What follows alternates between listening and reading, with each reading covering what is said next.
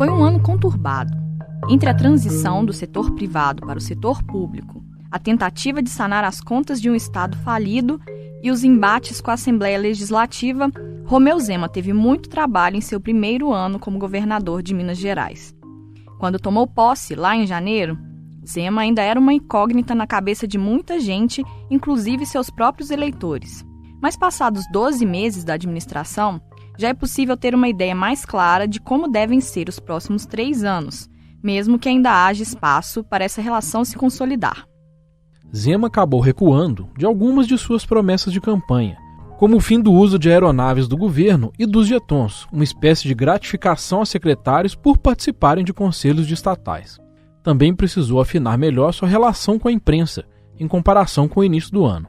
Por outro lado, tem demonstrado empenho para pagar em dia os salários do funcionalismo público e colocar as contas do Estado em ordem. Bate muito na tecla da privatização das estatais e da adesão ao regime de recuperação fiscal, programa do governo federal para estados no fundo do poço financeiro. Eu sou João Renato Faria. Eu sou Jéssica Almeida e esse é o Tempo Hábil, podcast do jornal O Tempo, que traz toda quinta-feira, a partir das 15h, assuntos relacionados a Minas Gerais, um olhar mineiro sobre questões mais amplas.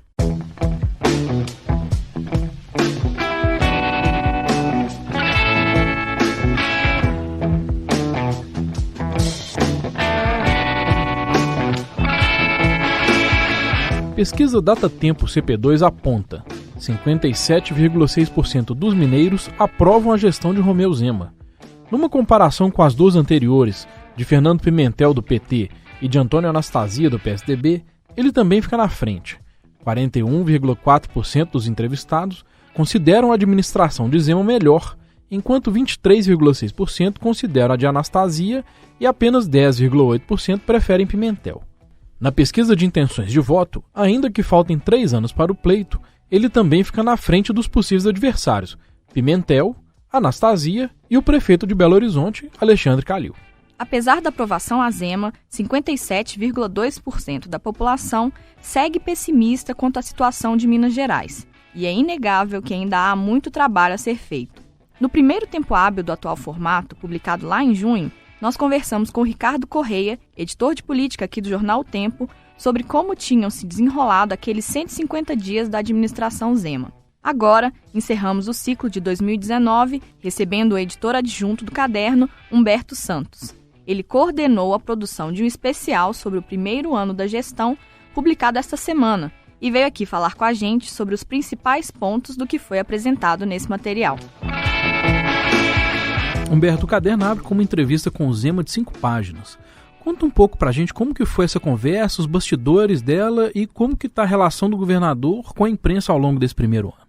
João Renato, a entrevista foi marcada com uns 15 dias de antecedência e quando a gente chegou lá na data, o governador já esperava, mas ele sabia que ia dar uma entrevista, não sabia exatamente que era para um caderno especial e tudo, depois que ele foi informado ali na hora pela assessoria dele.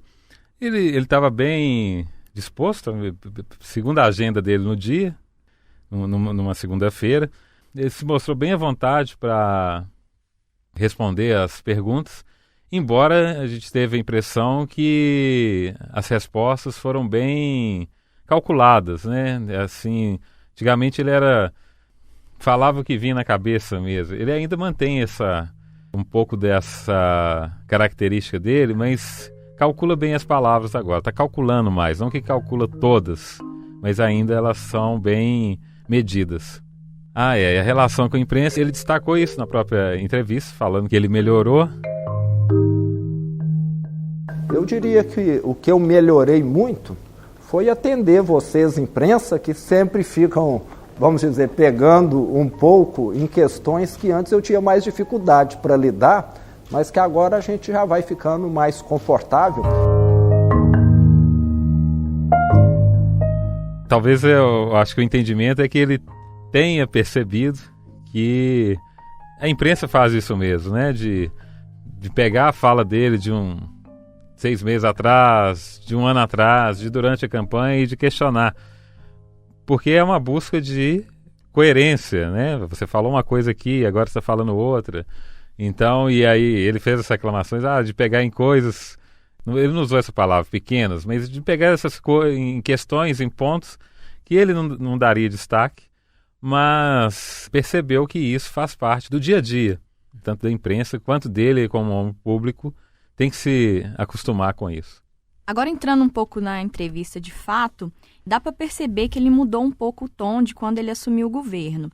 Ele fala, por exemplo, que encontrou muita gente boa no funcionalismo público. Que diferenças você nota, além dessa melhor relação com a imprensa, do Zema que assumiu em janeiro para o Zema que chega ao fim de 2019?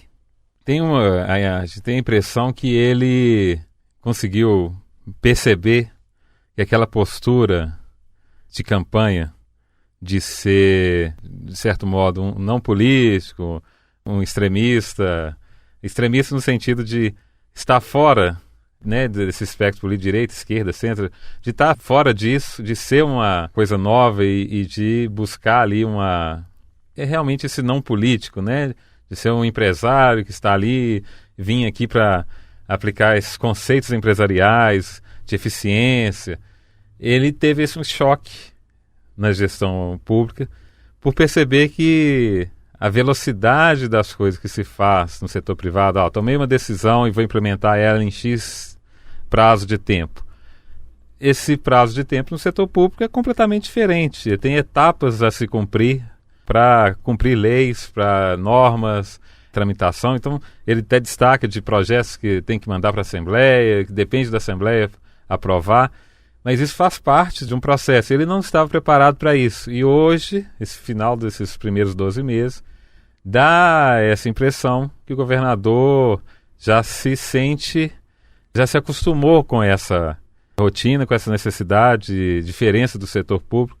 Então está mais, digamos, preparado, né, para poder lidar com essas situações. O fato dele falar dos servidores públicos realmente deve demonstrar uma certa surpresa, porque quem falou tanto na campanha de falta de eficiência, do governo ser um cabide de emprego e tudo, chegar lá e encontrar profissionais que têm o currículo com mestrado, doutorado, fizeram cursos e tal, então não ali de paraquedas, ele deve ter visto, as pessoas são qualificadas, estão aqui, só estão precisando ser colocadas nos locais certos. Na entrevista também, Humberto, vocês perguntaram para o governador a respeito das promessas de campanha que ele teve que recuar, como foi a história dos jetons para os secretários, né? E o uso das aeronaves para o governo. Como é que ele explicou esses recuos? Olha, João Renato, ele deixou bem claro, assim, porque na pergunta a gente fez se não faltou conhecimento deles, do setor público, para na campanha falar uma coisa e quando assumiu o governo fazer uma outra completamente diferente. E aí ele deixou bem claro que no caso dos jetons, sim, ele faltou sim conhecimento, mas ele diz que continua contra o uso de jetons. No entanto, fala que é absolutamente impossível manter bons profissionais como secretários ganhando R$8 mil por mês, que é um salário de secretário. Que ele até justifica dizendo que muitos secretários de prefeituras por Minas Gerais inteira tem salário maior do que esse. Uhum. Ele não está errado, a gente vai encontrar não só secretários, né, prefeitos ganhando mais do que isso. Em cidades do interior, em cidades às vezes com porte bem menor e com salários maiores. No caso dos voos, ele disse que não ia, a justificativa dele era que não ia ter farra nos voos, não ia ter voos desnecessários. Essa é a justificativa dele para continuar usando os aviões, as aeronaves, e disse, até fez uma brincadeira, né, falando que os moradores do Mangabeiras estão até mais tranquilos agora, porque não tem barulho de helicóptero lá no palácio todo dia, prejudicando a qualidade de vida deles. Mas e sobre as caronas que ele deu para o filho dele? Qual que foi a justificativa? Jéssica, ele falou que ele vê pouco o filho, das vezes que ele, foram 2 vezes, né? Coincidiu, nas palavras do governador, dele estar indo para São Paulo, o filho mora em São Paulo, e ele falou, para mim não colocar ele num voo comercial ou ele pegar a estrada, coloquei ele no avião e ressarci o Estado o valor que seria de uma passagem. Ele até fala lá, emitiu uma guia para fazer isso. E essa foi a justificativa dele, embora, tanto em campanha, né, quando ele falou de farra, deixou entender que não faria também, não daria carona para familiares.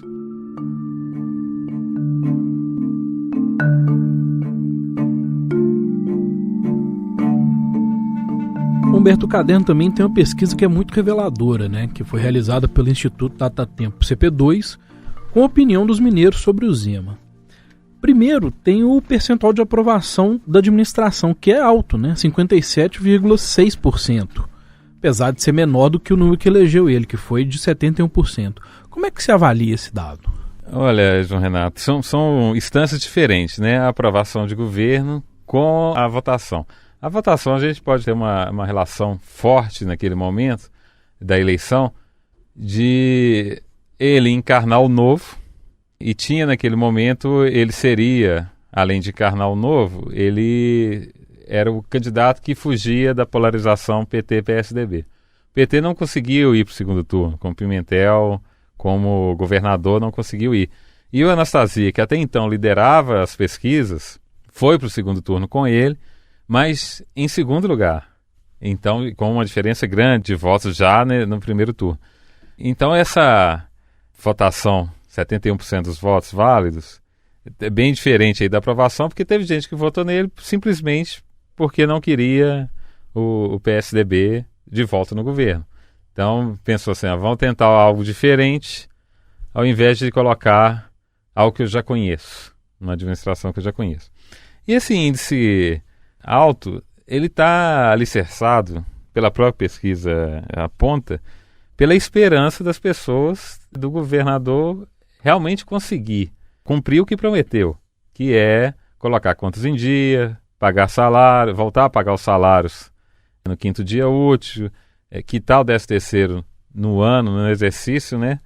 E essa é a promessa dele, que faz hoje, para quem está recebendo salário parcelado desde 2016, desde fevereiro de 2016, ele conseguir em algum momento do mandato concretizar essa promessa ou essa obrigação, que é pagar o salário em dia, a boa avaliação vai continuar, dificilmente ela vai cair ou ter números ruins, né? Ele mantém esse número alto justamente por causa dessa esperança. Agora, isso é os primeiros 12 meses, né? Então a gente pode até ver a esperança se mantém porque se está vendo ações para concretizar a promessa. É como se fosse um voto de confiança que o eleitor está dando para ele ainda mostrar que veio. Isso, Jéssica, é essa expectativa mesmo, ele é novo. Então, assim, olha, estou acreditando que vai fazer porque você nunca esteve nisso. Você é um empresário de sucesso, então a gente imagina, o eleitor pensa, ele vai em algum momento conseguir. A palavra mesmo é confiança e esperança. Mas apesar desse percentual alto de aprovação, os sentimentos pessimistas com relação ao Estado têm quase esse mesmo percentual, que é de 57,2%. Como que você entende essa contradição aparente? Olha, essa percepção e sentimento dos entrevistados para falar do Estado, né? A gente está falando esse pessimismo, então está entrando aí preocupação, indignação, tristeza. É fruto dos anos anteriores, né? Então o eleitor, o mineiro, está se manifestando, né, pessimista, porque viu o Estado quase quebrou, ou quebrou na opinião de algumas pessoas, e tem essa dificuldade de realizar. Se não tem essa dificuldade de realizar o mínimo, que é pagar os servidores em dia, imagine fazer outras coisas, desenvolver programas, construir estradas, reformar estradas, manter hospitais, os hospitais regionais, que foi bem explorado na campanha por todos os candidatos. Então ele tem esse sentimento pessimista pelos anos anteriores. Ele ainda não conseguiu, embora ele tenha a esperança de que o governo consiga cumprir a promessa e cumprir o básico, que é pagar em dia, ele ainda tem um pouco do passado nessa opinião. A pesquisa mostra também, Humberto, que o Zema é favorito à reeleição. Se ela fosse hoje, ele ia ter 39,2% dos votos válidos, né? Os principais concorrentes dele são o prefeito de Belo Horizonte, Alexandre Calil, que teria 15,4%, o ex-governador Antônio Anastasia com 14,4% e o também ex-governador Fernando Pimentel com 8,6% dos votos. Que leitura que você faz desse dado, Humberto? Em que medida que ele está atrelado ao cenário que o Zema foi eleito e em que medida que ele é mérito da própria gestão dele até agora? Tem de certo modo, um resquício aí da eleição. A gente pode dizer que tem também a pesquisa foi estimulada, né? Você se deu os nomes para as pessoas. E as pessoas vão meio por eliminação também, né? Então, o Zema é o governador e tal, não tem nada a reclamar até o momento, voto nele. E não é nós estamos há 3 anos de campanha sem estar no período eleitoral. Então, de certo modo, isso impacta nas respostas, porque você coloca aí os possíveis adversários, o Alexandre Calil, o Anastasia, o Pimentel. Então, ainda não está na cabeça das pessoas a eleição de 2022. Então, às vezes não está nem muito pensando nisso e vai pela lembrança. O governador é o Zema, não tenho nada contra até o momento, então voto nele. E tem uma parte que sim é mérito da administração por acreditar que esses primeiros 12 meses, as decisões de corte de gastos, as iniciativas para tentar regularizar os salários e o pagamento do 13º, isso sim dá uma sustentação para essa estimativa de votos para 2022. Além da entrevista com o Zema e da pesquisa, o caderno traz entrevistas com outros membros do governo e com representantes da Assembleia, enfim. De modo geral, apareceu muito o tema da privatização ao longo do caderno. Além do Zema, o secretário de Estado de Fazenda, Gustavo Barbosa, o vice-governador Paulo Brandt, todos eles bateram muito na tecla das privatizações. Qual que é a razão da insistência do governo nesse assunto? Jéssica, tem um componente de capitalização, né, do governo, né, nesse sentido de poder desfazer de empresas que o Estado tem controle. Esse governo, né, ele tem a perspectiva, tem como ideário, que o Estado tem que ser mínimo, né, ele não tem que cuidar de empresa, ele não tem, na visão do partido, né, não tem capacidade para cuidar de empresas com ramos bem específicos e fazer que essas empresas sejam rentáveis. É o princípio que teve na década de 90, quando houve as privatizações do governo federal, que vendeu a Vale do Rio Doce, teve essa grande discussão. O Estado não tem capacidade de investir nas empresas para que elas consigam atingir o máximo de potencial, tanto no ramo que elas trabalham, quanto de geração de emprego, de produção e tudo. Eu falo que lucro tem seu peso, realmente, mas não quer dizer que a empresa seja adequada para o Estado. Vamos dizer que você tem um imóvel que ele está alugado para um terceiro e te proporciona uma renda de R$10.000 por mês. Te ajuda muito no orçamento. Você vender esse imóvel e acabar com o dinheiro não seria bom, não. Mas e se você vender esse imóvel e aplicar esse dinheiro num outro imóvel que vai te dar R$15.000 de aluguel por mês? Será que é bom perder os R$10.000? Eu te diria que é bom, não é? Você está trocando 10 por 15. E o que nós queremos fazer no Estado é isso. No Estado falta estrada, falta ponte, falta hospital, falta uma série de infraestrutura que poderia dinamizar a atividade econômica e iria gerar de retorno para o Estado um valor muito maior do que o lucro da CEMIG.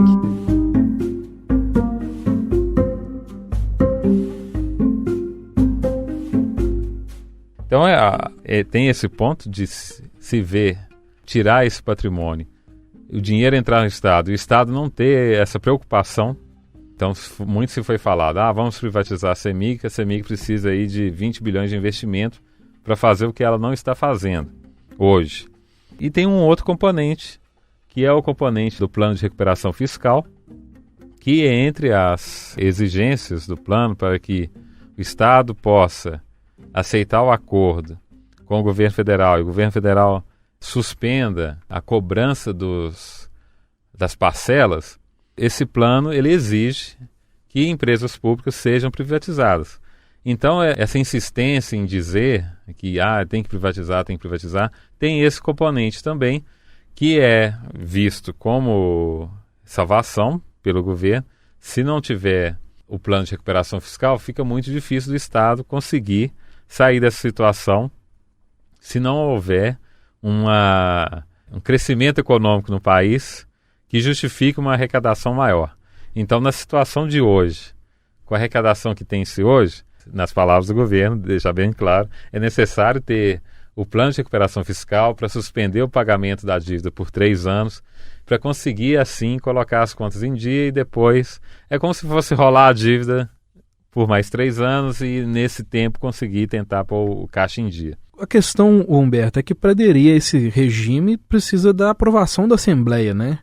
O Ricardo esteve aqui em junho conversando com a gente e, na época, essa relação do Zema com a Assembleia ainda era muito conturbada, né? Como que ela se desenvolveu de lá para cá?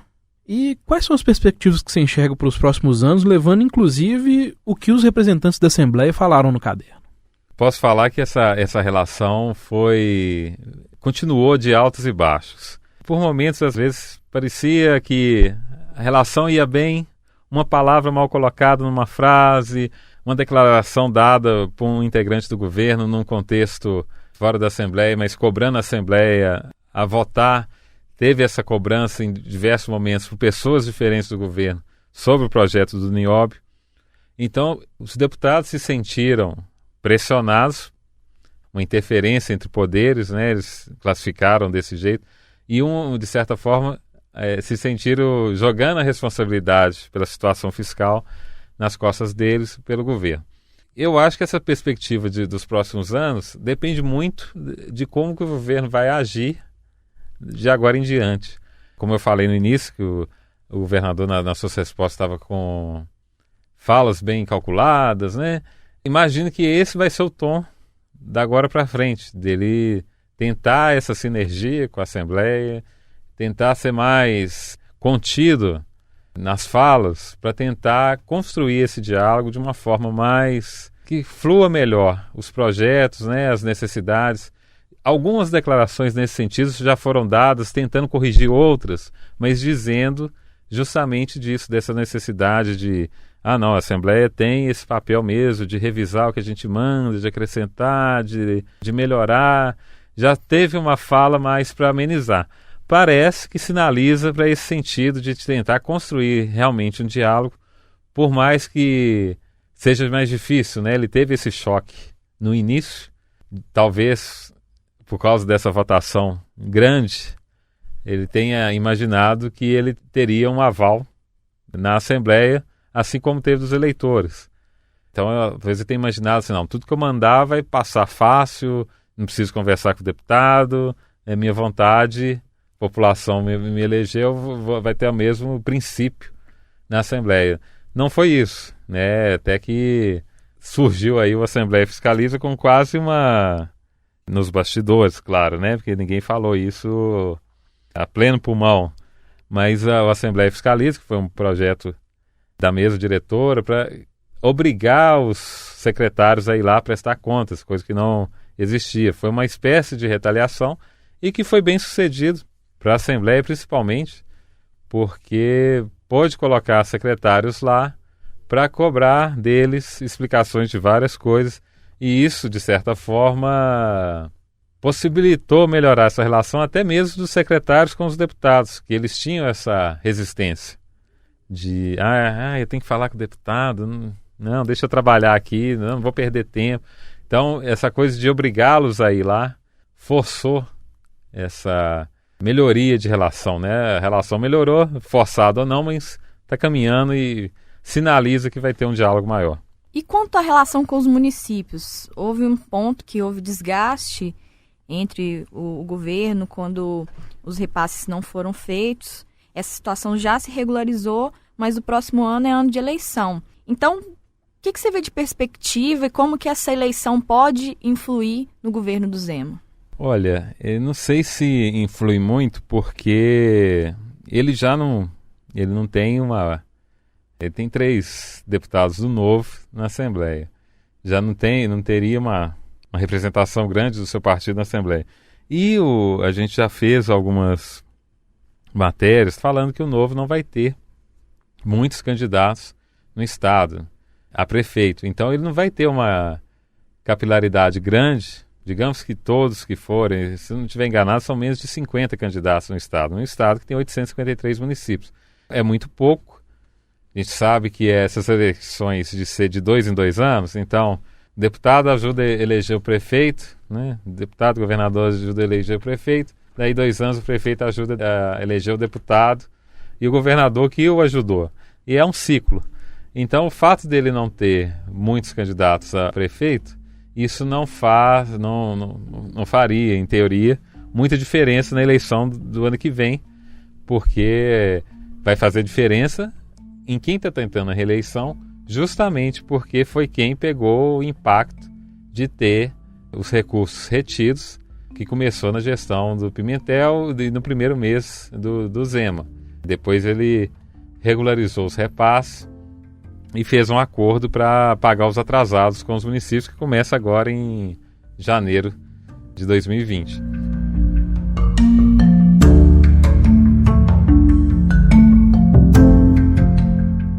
Os prefeitos ficaram extremamente anti-governo no início, porque eu acho que liam aqui na minha testa Pimentel 2, que eu ia continuar procedendo de forma irresponsável. Mas em fevereiro, no dia 1º, nós começamos a fazer os repasses, que são de direito dos prefeitos, e eu falei para todos eles, podem deixar que o que é problema meu eu assumo.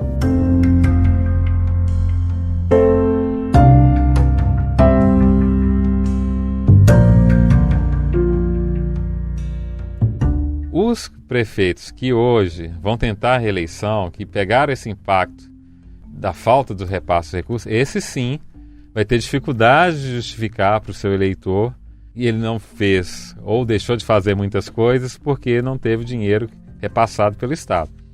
Esse prefeito, digamos que ele seja reeleito e não tiver satisfeito com o governador, aí sim, lá em 2022, é esse prefeito que o governador teria que conquistar para trabalhar, porque ele pode fazer campanha para outro candidato. Humberto, em linhas gerais, o que foi abordado pelos representantes do governo nas questões de educação, segurança pública e saúde, sendo que essa última apareceu na pesquisa como uma grande preocupação dos mineiros? Então vamos dividir. No caso da saúde, a pesquisa mostra que 61,1% dos entrevistados apontam a área como a principal que o governo deve investir. Então há um anseio grande da população na área de saúde de perceber melhora no serviço. Então a gente pode pensar em todo o estado. Os hospitais regionais que foram prometidos há pelo menos 8 anos, em campanhas diferentes, poucos saíram, né? Tem muitos aí esqueletos faltando pouco para terminar, mas não está funcionando. Que são hospitais que aliviariam a demanda em Belo Horizonte ou evitariam grandes deslocamentos de pacientes do interior para a capital. Então, essa é uma necessidade. O secretário de Saúde, ele deixou bem claro que teve que fazer cortes, né, tanto de pessoal quanto de gastos, e colocar pagamentos em dia, restos a pagar, de compras diversas da área, medicamentos, equipamentos que estavam atrasados, fornecedores sem receber, e chega aquela situação que o Estado precisa fazer uma licitação para comprar um medicamento e não consegue quem participe da licitação, porque quem vende fala assim, não, você está me devendo, vou te vender de novo para quê? Nem recebi o outro ainda. Então teve essa dificuldade, ou tem essa dificuldade ainda. A previsão é que no início do ano agora eles consigam alcançar o mês o corrente com os pagamentos, e aí talvez consiga na saúde ter mais investimento. No caso da segurança, há um paradoxo aí que vai ser estudado, né? O governo está fornecendo dados para os especialistas, porque as taxas de criminalidade estão caindo. E a gente está num período de crise, não está tendo nenhum investimento a mais em prevenção, que justifique essas quedas nos índices de criminalidade. O secretário, ele aponta a integração não só das polícias, mas de todo o governo, porque há uma reunião semanal entre governadores e secretários, então se discute, se apresenta o que se está fazendo e se discute medidas. O secretário disse que essa integração ajudou a inteligência de forma que conseguiu melhorar a prevenção ou evitar que crimes ocorram. Vale ressaltar que esses índices de criminalidade estão caindo no país já desde 2016 e no estado desde 2017. Então, ainda não se tem uma causa clara, não se conseguiu, os estudos até agora não conseguiram apontar o que leva a essa redução. No caso da educação, o governo tem apostado em criar vagas na escola integral. Ele passou por um primeiro momento de turbulência na área de educação por acabar com as vagas na escola integral que existia da gestão anterior, da gestão de Fernando Pimentel. No entanto, a justificativa do governo era que essas vagas que existiam em grande número, na parte que as crianças não iam para a aula, elas participavam, segundo o governo, só de recreação. Elas não tinham uma atividade, uma aula de reforço, ou no caso das crianças maiores, uma outra atividade, por exemplo, adolescente profissional, vai aprender uma profissão ou aprender uma atividade. Teve cortes nessa área e recriação de vagas em menor escala. Há uma perspectiva de criar mais nos próximos 4 anos. Queria chamar a atenção porque o governador, durante a entrevista, ele fala que teve sim que fazer cortes, fez cortes em todas as áreas, inclusive na educação, por mais que a educação e saúde tenham um percentual mínimo que deve ser investido pela Constituição. Mas ele fez uma aposta, ele chamaria de aposta, que ele falou assim, quem sabe o IDEB, que é o índice que mede a qualidade, né, da educação a partir de provas dos alunos, possa alcançar um índice melhor, mesmo com as medidas, com os cortes que foram feitos, com as adequações que foram feitas, com um novo estilo da Secretaria de Educação, de nova política de educação.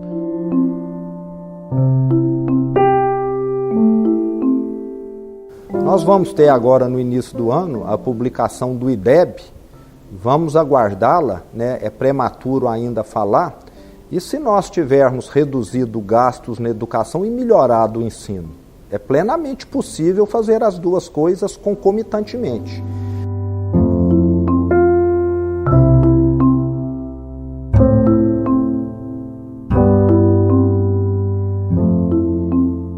Então esse IDEB sai em janeiro, é uma aposta. Se melhorar o número, de certa forma vai ratificar as propostas que o governo tem para a área de educação. Humberto, só para terminar nossa conversa, quando o Ricardo esteve aqui em junho, ele fez uma aposta de que o Zema ia se conformar melhor às dinâmicas da política ao longo do tempo. Pela sua fala, dá para perceber que esse movimento está acontecendo. Quanto isso precisa evoluir ainda e o que você enxerga para o governo nos próximos anos de desafio? Sim, esse movimento de conformação está ocorrendo. É nítido desde o início do ano, quando ele assumiu, com agora, esse momento de fim do primeiro ano, né, que ele já se, vamos dizer, enturmou, né, com a política, de saber lidar um pouco mais com os atores políticos, de ter mais cuidado e atenção com os atores políticos mesmo, né, de saber assim, eu preciso realmente dar atenção aqui à relação com a Assembleia, eu preciso atender um representante do terceiro setor, eu preciso criar esses diálogos para poder caminhar no governo e chegar a algum ponto. Esse movimento está ocorrendo. A sinalização até agora é que ele vai continuar nesse sentido de criar mais pontes do que destruir. Então eu acho que a perspectiva é boa nesse sentido de vou manter a iniciativa do diálogo. Mas vamos ver se ele vai conseguir manter essa estratégia. Os passos para isso já deu. A estratégia de talvez de calcular mais as palavras é uma delas, já para não dificultar essa relação. E a sinalização é essa, vai conseguir manter essa conformação, essa construção e adequação ao meio político. Humberto, obrigada por ter vindo aqui conversar com a gente. Por nada, muito obrigado a vocês.